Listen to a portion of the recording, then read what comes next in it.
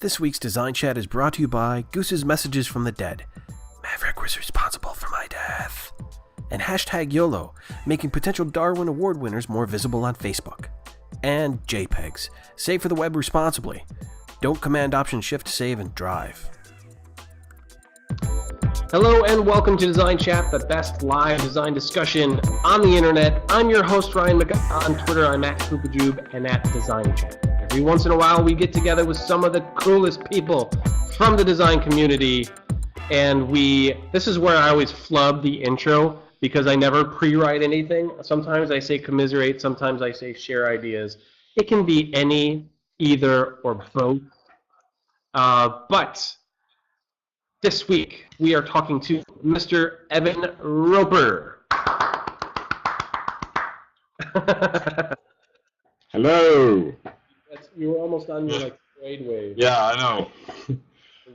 That's what I want to be able to do someday, just over a crowd of people. Yes, I am your leader. Give me all of your money, right? And one day, Evan, you might succeed in that. If you ruled the country, Evan, what would be the name of your country? Ooh, I think it'd end up being one of those countries that changes its name really frequently, and boundaries keep getting redrawn, you know? So we'd probably just start with something really simple like Evanston, but then it would end up being really obscure and like 18 different syllables smashed together. And Evanston would sue you. The North Yeah, exactly. Now, would that be from warring or from indecision, the changing of names and borders? Definitely mostly indecision, I think, and impulse. With great power comes great impulse, I think is what happens. It enables you to do too many things. And the name of your currency would be? Oh, I think the rope. We'll just call it the rope. Short the last name. Yeah, make it kind of utilitarian, you know. I like it. Pay me 10 ropes or I will sue you. Yep. All the currency would just have various variations of my face on it. We would just go with that the entire time. I think I saw something about there's movement right now to get rid of the dollar bill in exchange for a coin, which means there would be a whole new design, to relate it back to design and Design Chat, and a whole new design for a coin. Would you prefer a coin that's big and heavy or about the same size as a quarter or just maybe in a different color? Oh man, well, that's an interesting question because the U.S. has been trying to reboot the dollar coin for a while, and they've always had problems distinguishing it from a quarter. But I think it would have to be pretty big and heavy. I'd want something that felt like a dollar. Something substantial. Yeah, that kind of made you feel like this money has something behind it, even if it's mostly just scrap metal. But Mitch Smith in the audience says that. Yeah, get rid of the penny. I think that's another discussion and something that's going to happen soon because it costs too much just to make them. Right. It's a waste of money and pocket space. It's a waste of money, he says. Okay. I've gotten into the chit-chat before we've done the announcements, or the introductions, rather. So we start every show by having themselves, who they are, what they do, and why they do it. Mr. Evan Roper. My name is Evan Roper. Obviously, it has a Clemson University with a degree in graphic communications, which is actually the commercial print industry. I've had a long time interest though in graphic design and in the creative fields. I've done a lot of internships and worked for a lot of various companies that are related to that. But overall, I've been mostly trying to my field experience and expertise into graphic design, creative fields. And I'm considering doing grad school actually, which is one of the reasons why Mitch Goldstein's Twitter is really cool to me because it's somebody who's kind of gone through that and is in the teaching realm of things within design, and that's why I think it's really cool that he recommended me. to be here today. But right now I'm doing a little bit of freelance, and I'm actually doing some part-time school, trying to see what the options are for potential grad school opportunities or potential employment opportunities. It's a very competitive market, specifically where I live, which is Greenville, South Carolina. I have contacts with a lot of the agencies here and stuff like that, but it's just, again, a lot of people lost their jobs in the last 3 years, and there's a lot of people that have more experience, more know-how, and more expertise than I do. They're all competing for similar type jobs. So it's a tough, situationally, it's difficult. But I'm trying to make sure that I kind of continue to move forward and progress any way I know how. I enjoy having things like classes and stuff like that because there's a built-in framework for accountability and feedback, which is something that I think is really valuable in any field, but specifically graphic design and fine arts type fields.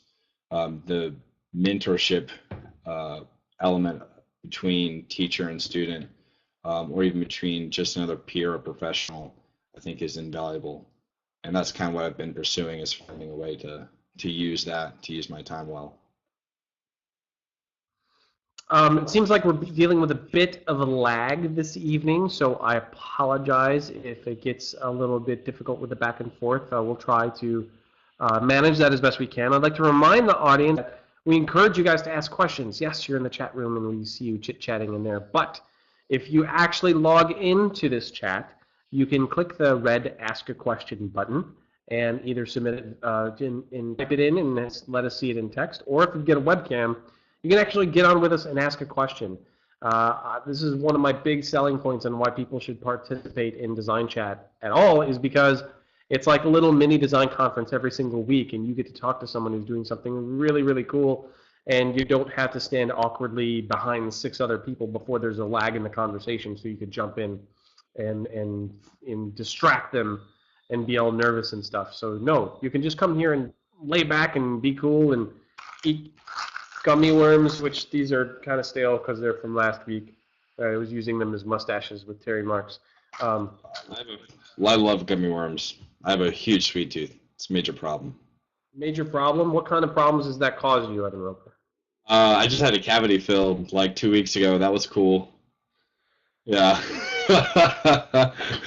Swedish fish. Oh my God, those things stay stuck in your teeth for like weeks. You could probably sustain yourself on just one Swedish fish for at least several days, just from the calories in that. Your cavity was caused specifically by your candy consumption?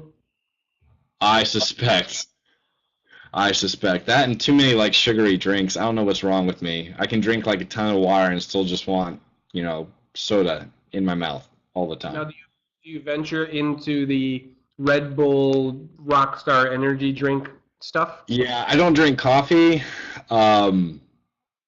In retrospect, I think I've made some poor life decisions. For that, I think I should have just stuck with coffee. But anyway, yeah, it's gotten me through some late nights and stuff like that, back both in school and in recent classwork and stuff like that. I see Michael said if I went back to school, I would go into something that would complement design, not design itself. I think that totally makes sense. Especially since design itself is becoming an increasingly more broad field, it makes sense to specialize in something much more specific if possible, too. I mean, now it's web design. About the concept of grad school in general. There's an argument going on in the country, and it's getting louder day by day about the relevancy of colleges at all, right? Where a lot of these colleges are handing out degrees that aren't worth much anymore, and some people make the argument that you're better served by going out and being entrepreneurial or just digging into any job you can get and making something of yourself. So what would you say to the people who make that argument? I think it's really easy with those kinds of arguments that there's a lot of times the voices that are most heard are the ones on the extreme ends of the spectrum. Either the cynics who say higher education is a trap, people are going to debt and it's going to basically become another bubble that's going to destroy our economy. And we also have the other people who say, well, college is good, and if you don't need college, though, you can still be entrepreneurial and develop a product or a service that is worthwhile, they don't need college in order to enter. Especially since our economy is constantly changing and technology itself really kind of enables a lot of that kind of entrepreneurial spirit. And a lot of it just comes down to having a really good idea. Aside from that, the cost benefit, if you will, of higher education is something that should be discussed. It is something that I think comes down from individual to individual, from institution to institution.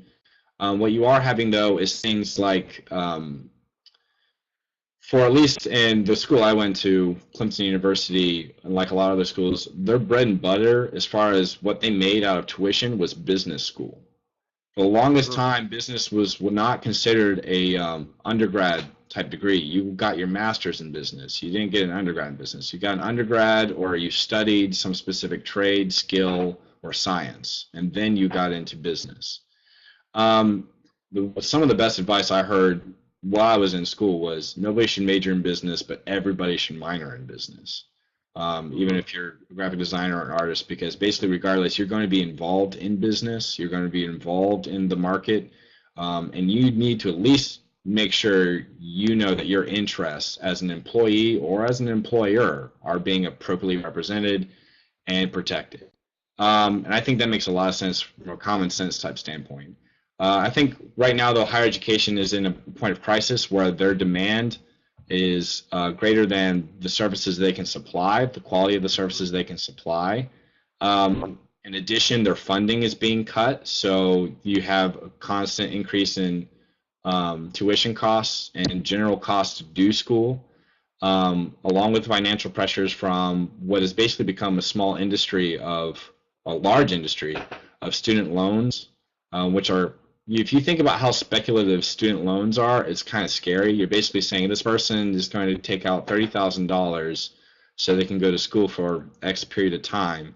And over the next 10 or 15 years, they're going to have careers and jobs that allow them to pay ridiculous loan fees and interest rates based on the speculation of that they're going to be a successful career. They're going to have a successful career out of this. And that really, that kind of speculation really comes to a head when you are coming out of a job, where you're coming into a job market that's really fragile at best.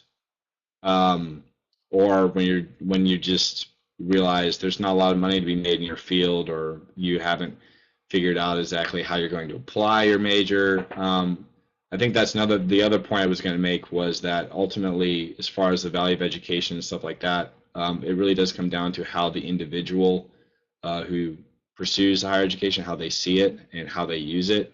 There's a lot of opportunities there. The networking opportunities alone could be used to justify pursuing school. Mm-hmm. However, there's a lot of responsibility there, and a lot of the responsibility starts out when you're 18 or 19 and you just got out of high school. You've been working, food service, Chick-fil-A, mowing lawns up until that point. You have no idea what it is you want to do when you get out of school. I mean, for some people that's completely different. They know exactly, I'm going to be insert whatever field or profession they are. But for a lot of other people, the college experience also gets prolonged by just having to change your mind and try to explore what your skill sets are and what your real interests are, and then what your passions are, and then how can you apply that. There's all these kind of steps, and a lot of that can get really derailed really fast. But I think there's a lot of Sorry, there's a lot that you said. Go ahead. Major issues with the post or higher education, market, if you will, and there are a lot of issues right now with early education.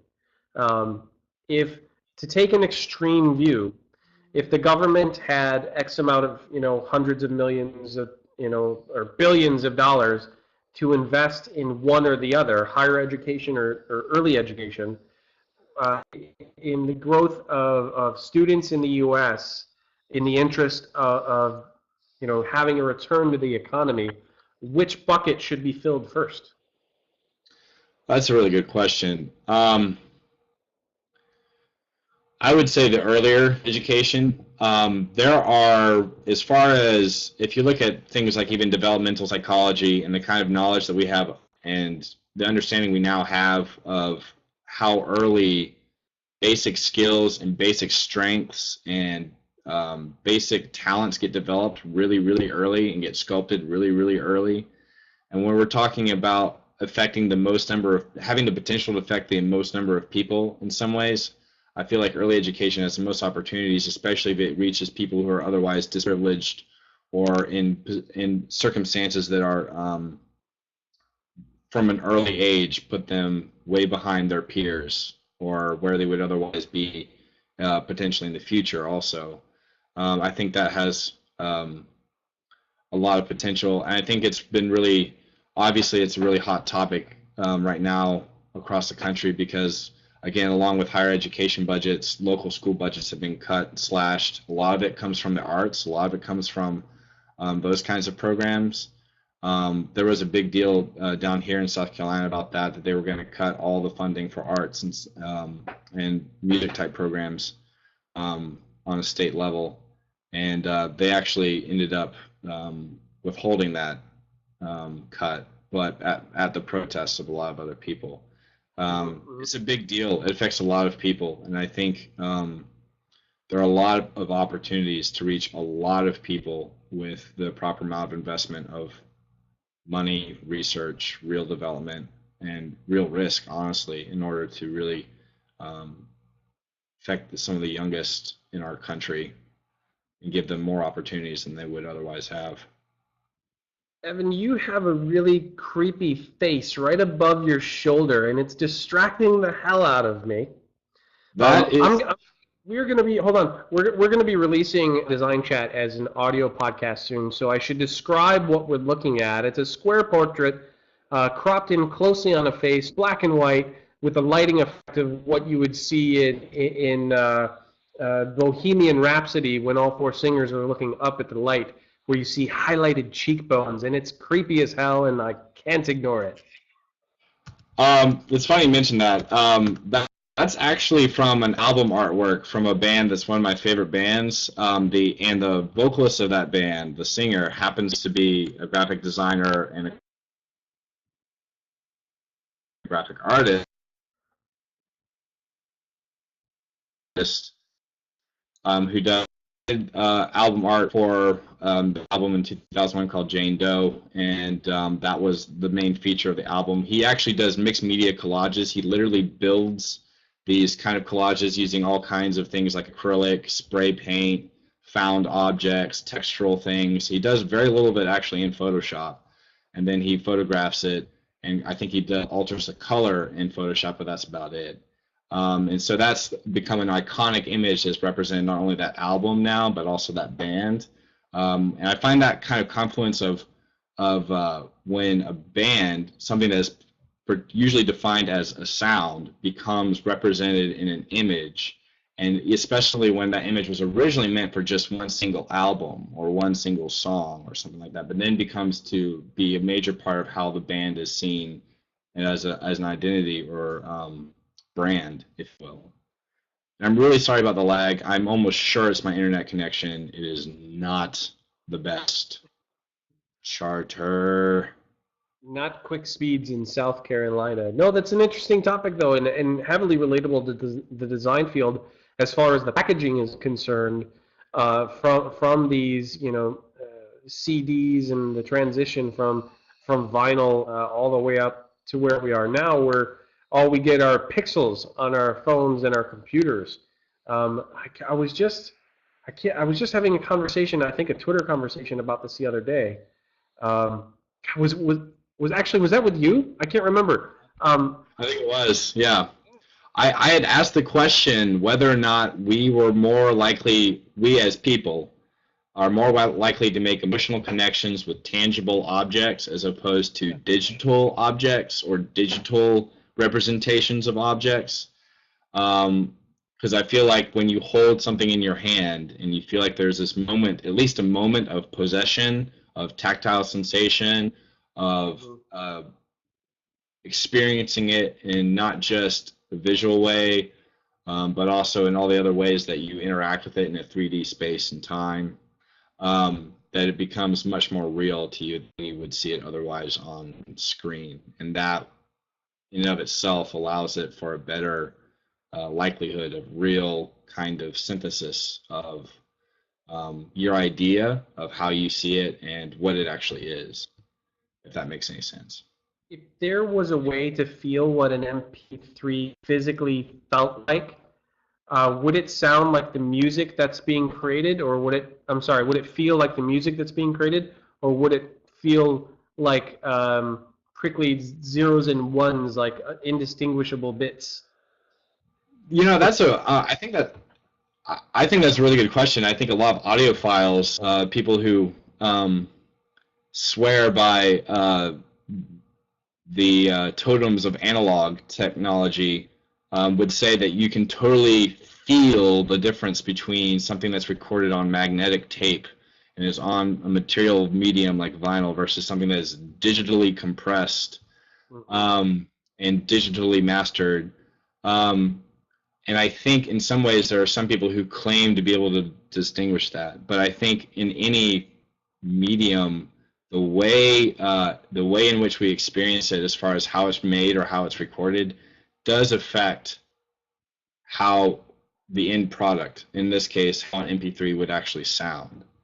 And I think something, the MP3 has made music not only cheap but free. And so now, does music seem cheap and free as opposed to valued and symbolic and weighted and personal? I don't know, but I think that's a really good question. And I think beyond just the fact of like which sounds better, what people prefer to hear, how much does process really affect the end product? Does the inclusion now of MP3s into the ownable version of music, and how we're sort of living with it now, does that make live performance more important? I think so. I think there's another one of my favorite bands kind of quickly realized that their strength was not so much in sales or album releases and stuff like that, that they always saw themselves as being a live band, because that's how they got most of their buzz, was again the word of mouth from people experiencing them as they wanted them to be experienced, and engaging their audience in different ways, in spontaneous ways, and disrupting. In some ways, it was a lot of times, this band kind of came from a much more punk type background, and so there was this different blurred line between performer and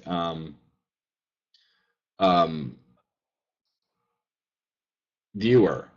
And so with that, they're always looking to blur that line further and engage it. And so I think things like actual concert experiences are a way for a lot of bands to actually engage their viewer, as opposed to just displaying to a viewer. And I think there's a difference there.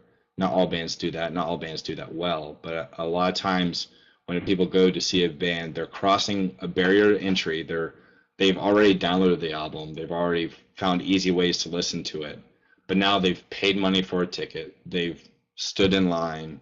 They're standing at the front while the band sets up and does sound check. They're waiting for all this. There's a different level of expectation. There's a different level of investment. And they are more likely to spend more money on things like T-shirts, merch, beer, whatever. And those people that are going to be really are most likely to be really passionate about whatever the band is making. And speaking of making things, you make things. You make some very beautiful things that we've posted on this page that maybe some people have seen before they, logged into the chat. There's one image that I absolutely had to sort of feature was that illustration of Dr. Gregory House, our favorite snippety genius. I want to ask you about that piece and the other pieces that you sent along, but that piece in particular. Okay, that was actually for a class. The school I'm taking part-time classes at actually has a digital illustration class, which is really cool. And that had always been something I was kind of interested in, but was always a little bit intimidated. So, and I even had a Wacom tablet that I had mostly used for vector work and stuff like that. So I went and took that class, and this was kind of further along in the program when we had already done like some basically digital renderings of still lifes and stuff like that, using Photoshop matte painting techniques to replicate real-world 2D media. So what that is that's a combination of a sketch I did of a promo shot for a house, scanned in, and then layers and layers and layers of shadows, highlights, midtones added in. And I was really trying to, with that piece, capture the character of Gregory House as opposed to Hugh Laurie, the actor. And you're kind of relying on the promo, the picture I had already had that going for it in some ways, but you also realize that you had to find ways to connect the character with the work that I was doing, the reinterpretation of it. One of the things I wanted to do is kind of leave it incomplete, much like a Leonardo da Vinci piece, how a lot of his sketches are kind of incomplete and scale off, and I kind of wanted to make it look like it was kind of referencing that kind of genius that Dr. House kind of represents. He really is kind of this Leonardo type figure in that series. You know, he's this talented musician, he's also this doctor, he's also knows a whole lot of other stuff, he's really witty, he's snide and stuff like that, and cynical. So I kind of wanted to play to that kind of character of a Renaissance man, and a real, and very much in the true sense of words, a real character. So I didn't want to overdo that. Andrew, who runs DesignChat links, he wants to know, how'd you deal with the accent? How'd you deal with it? So difficult. That's actually one of my favorite things about that show, is that you never know that Hugh Laurie is completely British. I think most people discovered that when they did the specials at the very end, and he was himself and giving the tours of the the whole experience. How pissed are you that it's gone? Oh man, I've really lost track of like all the seasons. There was a while where the people I was living with had like Hulu Plus, and so there was like seasons 3 through 5 or something like that on there, and I watched all of those, and I don't know what's wrong with me. I had no life. I was one of those people, like, oh, I'm just gonna watch one episode, and then 3 days later, I've watched 37. I don't remember when I ate last. Blanket, and yeah, in his guys. Yeah. Someday that's how the beard grew. Yeah. That, I'm sure of it.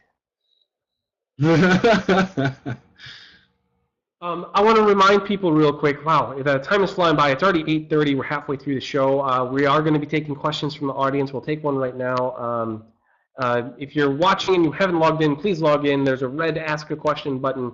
Type it in. We'd love to hear from you. First question tonight from return guest Mitch Smith. Wants to know, what outside activities do you participate in to find inspiration? How do you make that connection? Oh, that's a good question. I think there's been several things when I was looking into doing grad school and what value of graphic design school was, and I think one of the things that came out to me is that there's a real danger with design and art education, that you can kind of participate in a vacuum. In design, this is kind of completely debilitating, in my opinion. And from what the opinions I saw would agree. And it's like I said actually last time in the chat last week, all design is referenced. That's actually from a friend of mine that I really admire and really look up to, who's actually a design educator. You have to be cultured enough in enough things to know what you're referencing and why you want to reference that. I think one of the things that really draws me to things like fine art is that I get to reference things that are important to me. But when it's coming to communication, which is what I see graphic design as being, you have to make sure that you're referencing things that the audience understands. For me, I'm always interested in philosophy, in culture, in films, music. So I'm constantly trying to absorb more of that. And most of the Twitter accounts that I always retweet or always follow are not people that are going to tell me, 25 Photoshop tricks, but are going to be the people that have really specific views and perspectives and opinions on graphic design, on communication, on the state of our culture or our internet-based language in some ways. And I think that to me is the biggest source of inspiration. That's the thing that always turning in my head of constantly rolling over these ideas of what does it mean, why are we saying this, and how do we incorporate this, and how do we use this. As far as outside activities, otherwise, I am involved in a lot of music stuff. I just listen to lots of music. I'm always interested in the way music and bands represent their sound. Again, an acoustic experience, sound, an acoustic experience that only exists in air for a limited time, and then it's gone. How does that get solidified in visual form in a way that represents that music and that sound? And if you look at things like bands in different genres always kind of fit into this narrow line so that they identify as being a part of that band. And there's always a few bands that are outliers and stuff like that that don't really want to be pigeonholed to that. But there's also this whole thing about, you know, how do you judge a band's legitimacy? A lot of times in certain subgenres of music and stuff like that is a lot of times based on their image, really, aside from just their music. And you can't really, as much as we would like to say images and everything, substance matters, image is part of the communication of the substance, and it's really hard to wrestle with that, both on a personal level and when looking at ways to use graphic design and ways to represent real meaningful things and not just be obsessed with things that look pretty. From a music sense, is that why one of the reasons why OK Go has had so much success is because they so heavily participate in the visual form of their presence also? I think so. I think there's also kind of a storytelling element too. When you realize, oh wow, they really worked at this, or this was a really weird idea that they spent a lot of time on. And you kind of like, you're watching the video and half the time you're thinking, how long did they take to do this?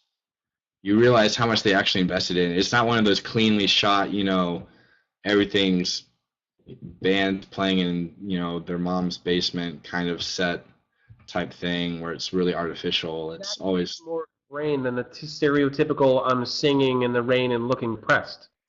Right. There's a real sense of like this is worthy of my attention because they did something really unique. They went on a limb. This took a lot of risk. This took a lot of investment besides just money and somebody with editing chops. Right. You know. Another question here from Andrew, our man behind DesignChat links. I'll submit it here. We've got. He wants to know: do you have any non-design passions that help round out your intellectualism and maybe help your design? I think again, music is just a big deal. I think music as an emotional experience, music as a creative outlet, and music as a personal, an interesting way when you realize how somebody created something because it meant a lot to them, and then when it means a lot to you, it doesn't necessarily mean the same things for the same reasons. But I think that's always really kind of neat, and I think that's one of those things that is special about music, and I think that's one of those things that kind of allows you to be grounded. And for me, but other things that really interest me that I'm just really passionate about, things like community and collaboration. I think being a part of teams, working to get together with people. I think the best thing anybody can do is be in a band for a while and sometimes and learn what it means to collaborate with people that are way different than you and oftentimes have borderline personality disorders of various kinds.